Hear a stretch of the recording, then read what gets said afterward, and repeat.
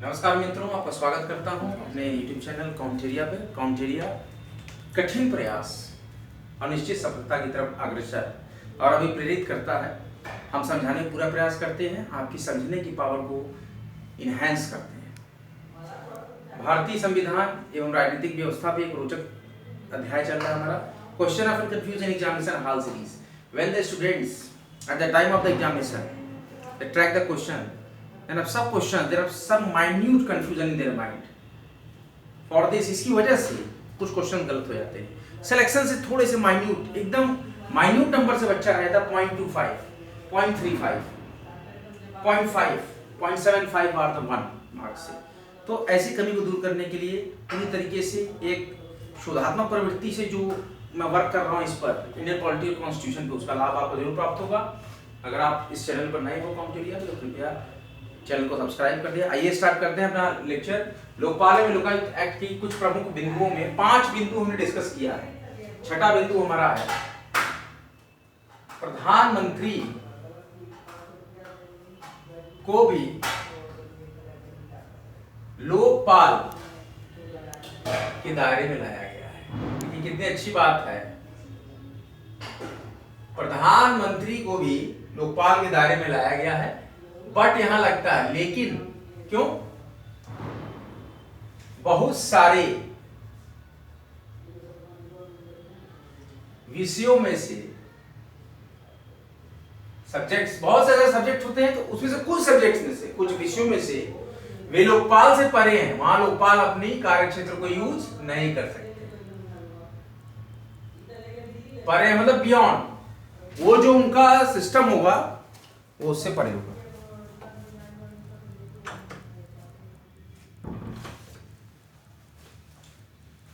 प्रधानमंत्री को भी लोकपाल के दायरे में लाया गया है, लेकिन बहुत सारे विषयों में से वे लोकपाल से परे हैं।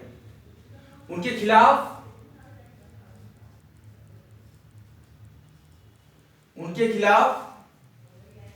आरोप के निपटारे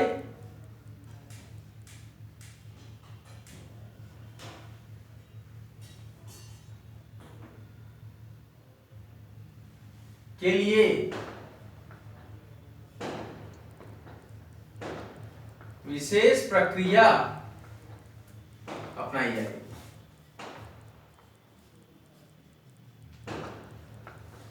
देखिए, प्रधानमंत्री को भी लोकपाल के दायरे में लाया गया है, लेकिन बहुत सारे सब्जेक्ट्स में से वे लोकपाल के दायरे से परे हैं और उनके खिलाफ आरोप के निपटारे के लिए विशेष प्रक्रिया अपनाई जाएगी।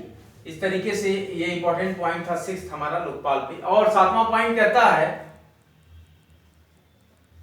कि लोकपाल के दायरे में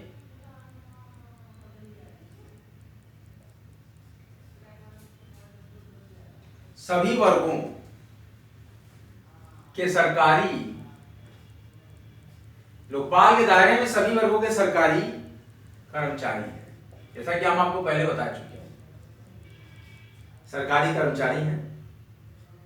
कौन कौन से? ग्रुप ए, बी, सी तथा डी अधिकारियों सहित।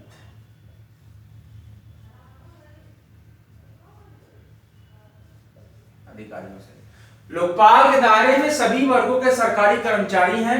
ग्रुप ए, बी, सी तथा डी अधिकारियों सहित सभी ये लोकपाल के दायरे में आते हैं। और केंद्रीय सतर्कता आयोग सीबीसी, सेंट्रल विजिलेंस कमीशन, केंद्रीय सतर्कता आयोग को लोकपाल द्वारा, केंद्रीय सतर्कता आयोग को लोकपाल द्वारा शिकायत भेजे जाने पर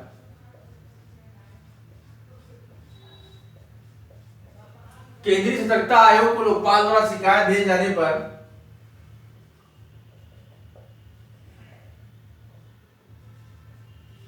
कर्मचारी सतर्कता आयोग ग्रुप ए और बी, कर्मचारी संयुक्त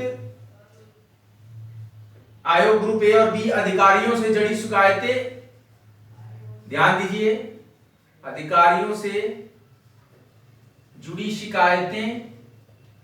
क्या होता है कि लोकपाल के दायरे में सभी वर्गों के सरकारी कर्मचारी हैं, group A, B, C and D. अधिकारियों सहित सेंट्रल विजिलेंस कमीशन को लोकपाल द्वारा शिकायत भेजे जाने पर कर्मचारी सतर्कता आयुक्त ग्रुप ए बी अधिकारियों से जुड़ी शिकायतों की प्राथमिक जांच करता है। क्या करता है?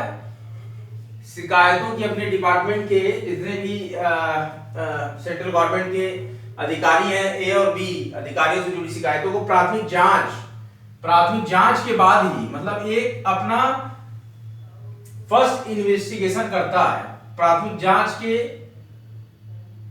बाद वापस लोकपाल के पास भेज देता है।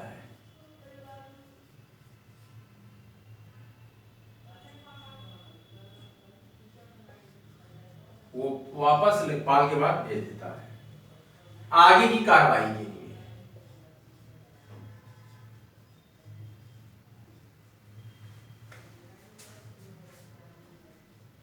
आगे की कार्रवाई के लिए।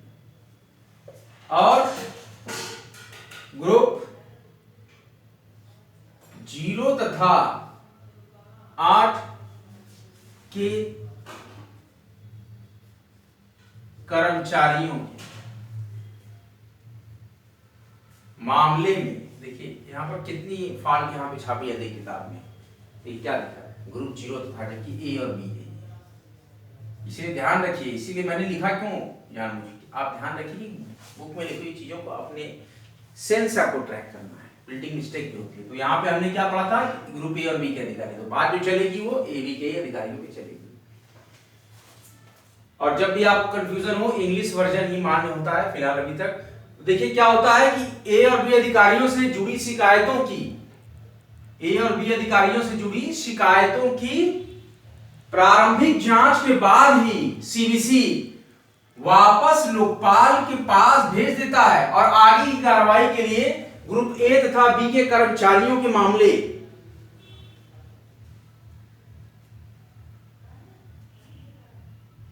में सतर्कता आयोग मामले में विजिलेंस कमीशन अपने ही शक्तियों, ध्यान दीजिए,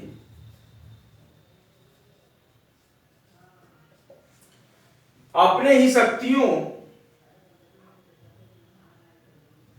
का प्रयोग करते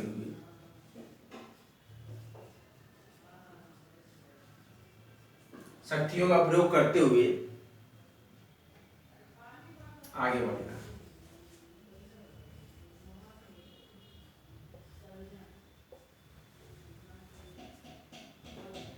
वो केंद्रीय सतर्कता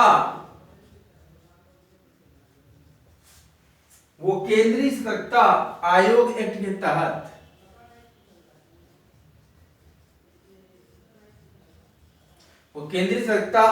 के तहत ऐसा करेगा।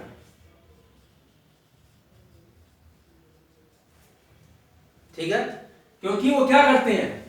लोकपाल के दायरे में सभी वर्गों के सरकारी कर्मचारी हैं, group A B C and group D officers के साथ ही साथ सेंट्रल विजिलेंस कमीशन को के साथ सहित, मतलब साथ में अधिकारियों सहित सेंट्रल विजिलेंस कमीशन को लोकपाल द्वारा शिकायत भेजे जाने पर केंद्रीय सतर्कता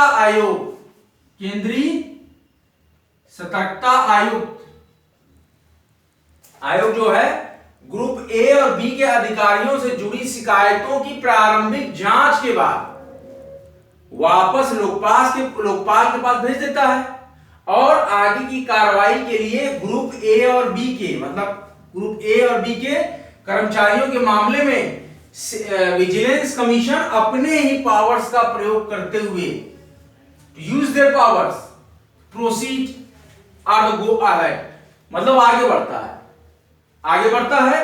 वो केंद्रीय सतर्कता आयोग एक्ट के तहत ऐसा करता है। अपनी रिपोर्ट वो लोकपाल को, कौन? सीबीसी, सेंट्रल विजिलेंस कमीशन, ध्यान से सुनिए, वो अपनी रिपोर्ट वह लोकपाल को, वह कौन है यहां? सेंट्रल विजिलेंस कमीशन, अपनी report central vigilance commission Lokpal को भेजेगा, लोकपाल को भेजेगा जो उसकी समीक्षा करेगा।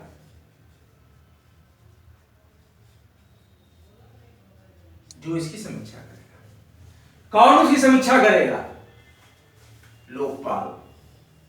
सीवीसी अपना रिपोर्ट बनाएगी अपने कर्मचारियों के खिलाफ भ्रष्टाचार का, वो लोकपाल को दे देगी और लोकपाल समीक्षा करेगा, उसकी रिव्यू करेगा, रिव्यू ऑफ कि क्या फ्रॉड उसने किया है अधिकारी ने, या किस प्रकार की गलती अधिकारी ने की है, उसका रिव्यू करेगा ombudsman, लोकपाल।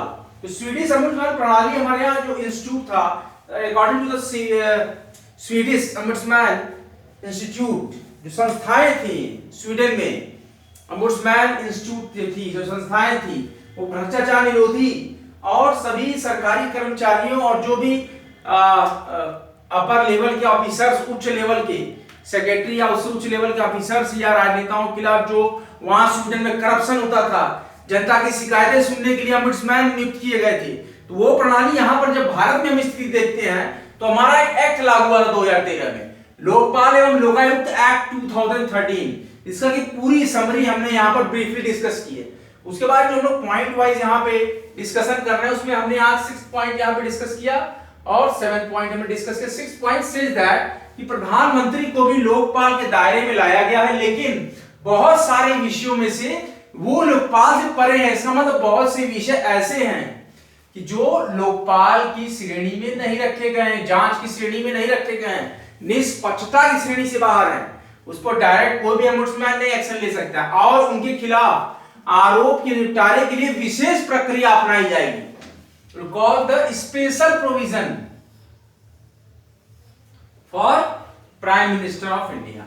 और इसके बाद जो 7th पॉइंट हमने डिस्कस किया यहाँ पे, लोकपाल के दायरे में सभी वर्गों के सरकारी कर्मचारी हैं, जैसे A group, B group, C group and D group officers. उनके साथ ही साथ सेंट्रल विजिलेंस कमीशन को और सेंट्रल विजिलेंस कमीशन को लोकपाल द्वारा शिकायत भेजे जाने पर, सीवीसी को लोकपाल द्वारा शिकायत भेजे जाने पर केंद्रीय सतर्कता आयुक्त ग्रुप ए और बी के अधिकारियों से जुड़ी शिकायतों की प्रारंभिक जांच, फर्स्ट इन्वेस्टिगेशन के बाद ही उसको वापस लोकपाल के पास भेज देता है, वापस से लोकपाल के पास भेज देता है, वापस से फिर लोकपाल के पास भेज देता है और आगे की कार्रवाई के लिए ग्रुप ए और ग्रुप बी के कर्मचारियों के मामले में विजिलेंस कमीशन अपने ही पावर्स का प्रयोग करते हुए आगे बढ़ेगा, अपने ही पावर्स का प्रयोग करते हुए आगे बढ़ेगा। किसका?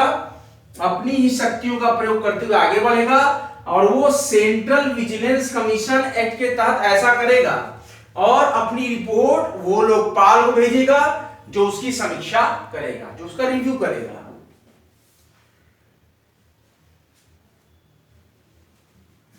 Now the 8th point, Lokpal को यह अधिकार होगा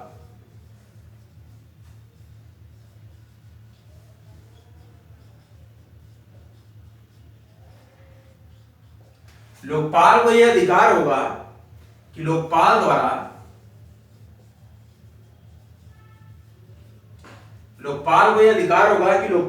प्रेषित मामले, लोकपाल द्वारा प्रेषित मामलों पर, लोकपाल को यह अधिकार होगा कि लोकपाल द्वारा प्रेषित मामलों पर वो किसी भी जांच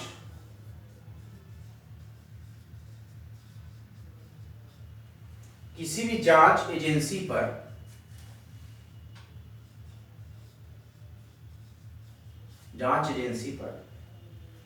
अधीक्षण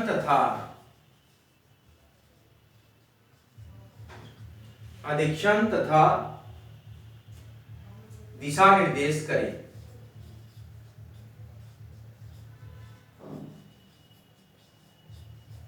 अधीक्षण तथा दिशा निर्देश करे और इसके साथ ही साथ कहां पे? सेंट्रल ब्यूरो ऑफ इन्वेस्टिगेशन पर भी, मतलब इसके दायरे से सीबीआई भी नहीं बच सकती। लोकपाल को यह अधिकार होगा कि लोकपाल द्वारा प्रेषित मामलों पर वह किसी भी जांच एजेंसी पर अधीक्षण तथा दिशा निर्देश करे, सीबीआई पर भी। लोकपाल को यह अधिकार होगा कि लोकपाल द्वारा प्रेषित मामलों पर वो किसी भी जांच एजेंसी पर अधीक्षण तथा दिशा निर्देश करे और सीबीआई पर भी करे। सीबीआई भी इस दायरे से बाहर नहीं है।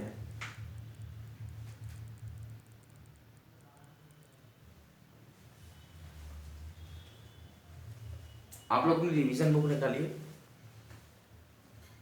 मैं एक रिवीजन आपको करा देता हूं, पूरा क्लियर हो जाएगा आपको।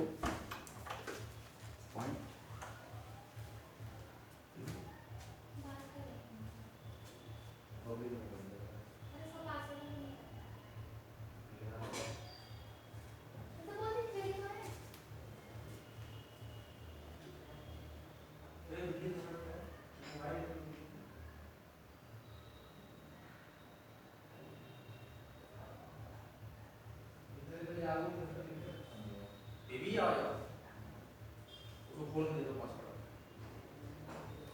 जाओ। I hope you all note down on revision book. देखिए रिवीजन आप कर लीजिए। यहाँ पे हम इंपॉर्टेंट पॉइंट्स यहाँ पे डिस्कस कर रहे हैं लोकपाल के लिए। लोकपाल एवं लोकायुक्त एक्ट 2013 कहता है कि प्रधानमंत्री को भी लोकपाल के दायरे में लाया गया है, लेकिन क्या बातें हैं कि बहुत सारे विषयों में से वे लोकपाल से परे हैं और उनके खिलाफ आरोप के निपटारे के लिए विशेष प्रक्रिया, स्पेशल प्रोसेस अपनाई जाएगी। और यह किया जाएगा कि लोकपाल के दायरे में सभी वर्गों के सरकारी कर्मचारी है, जैसे ग्रुप ए, बी, सी और डी के जितने भी ऑफिसर्स के साथ ही साथ सेंट्रल विजिलेंस कमीशन को लोकपाल द्वारा शिकायत भेजे जाने पर central vigilance commission group A और ग्रुप बी के अधिकारियों से जुड़ी शिकायतों की प्राथमिक जांच, फर्स्ट इन्वेस्टिगेशन के बाद और वापस लोकपाल के पास भेज देता है और आगे की कार्रवाई के लिए ग्रुप ए और ग्रुप बी के कर्मचारियों के मामले में विजिलेंस कमीशन अपने ही शक्तियों का प्रयोग करते हुए आगे बढ़ेगा और वो सेंट्रल विजिलेंस कमीशन एक्ट, कौन सा act? Central vigilance commission act के तहत ऐसा करेगा और अपनी रिपोर्ट वो लोकपाल को भेजेगा जो उसकी समीक्षा करेगा। और एक पॉइंट क्या था कि लोकपाल को यह अधिकार होगा कि लोकपाल द्वारा प्रेषित मामलों पर वो किसी भी जांच एजेंसी पर, ध्यान दीजिए, किसी भी जांच एजेंसी पर लोकपाल क्या करेगा? अधीक्षण और दिशा निर्देश जारी करेगा। हालांकि वो एजेंसी सीबीआई ही क्यों ना हो, सेंट्रल ब्यूरो ऑफ इन्वेस्टिगेशन जो एजेंसी है उस पर भी लोकपाल क्या कर सकता है? उस मामले पर भी लोकपाल को यह अधिकार होगा कि वो लोकपाल द्वारा प्रेषित मामलों पर किसी भी जांच एजेंसी पर अधीक्षण और दिशा निर्देश को सीबीआई पर भी जारी कर सकता है।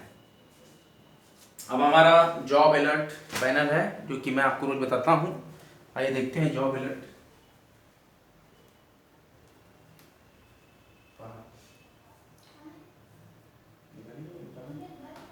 इसको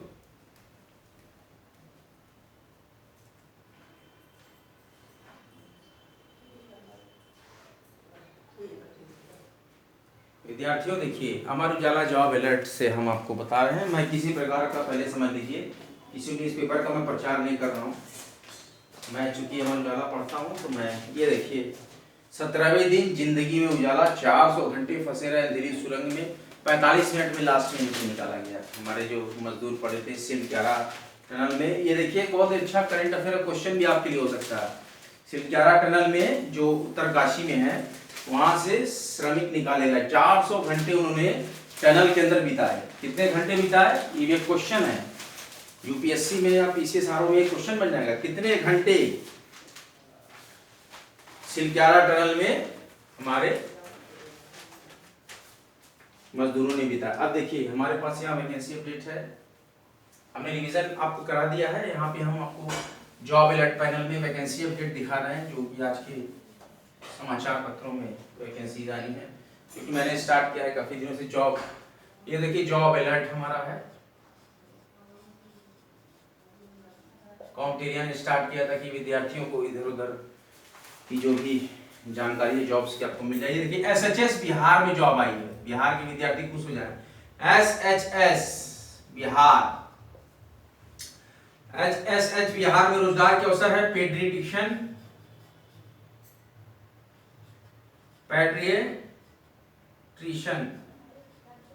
पेडिट्रिशियन की है। एनेस्थेटिस्ट,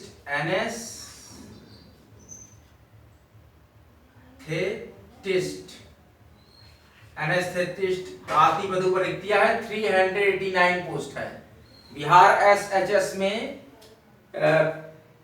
पीडियाट्रिशियन एंड एनेस्थेटिस्ट आदि पदों पर रिक्तियां हैं। 389 पोस्ट आई है। इसकी लास्ट डेट है 6 दिसंबर 2023। और इसके बाद हमारे पास एक जॉब पैनल है यूएलबी हरियाणा। यूएलबी हरियाणा में है, यहाँ 78 पोस्ट है। ध्यान दीजिएगा विद्यार्थियों, यूएलबी हरियाणा में पोस्ट आई है, 78 पोस्ट आई है। और सॉरी, पहले एसएचएस बिहार की वेबसाइट देख लीजिए, 389 जो पोस्ट आई थी 6 दिसंबर 2023 तक। इसकी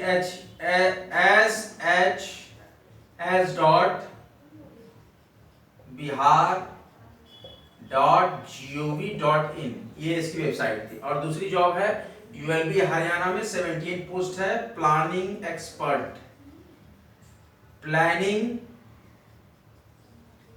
एक्सपर्ट एंड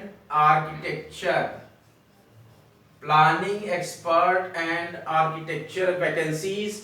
एक्सपर्ट मतलब architecture expert vacancies in ULB Haryana for filling up the 78 vacancy for last date of form will be 15 of December 2023 and इसके लिए जो पात्रता है ग्रेजुएट बीटेक है। और योग्यताएं, इसकी वेबसाइट है ULB हरियाणा, ध्यान दीजिएगा ulbharyana.gov.in ulbharyana.gov.in have the 78 vacant post। अब देखिए आरबीआई की वैकेंसी आई है। Reserve Bank of India 12 post, 12 post आई है आरबीआई में। सहायक सूचना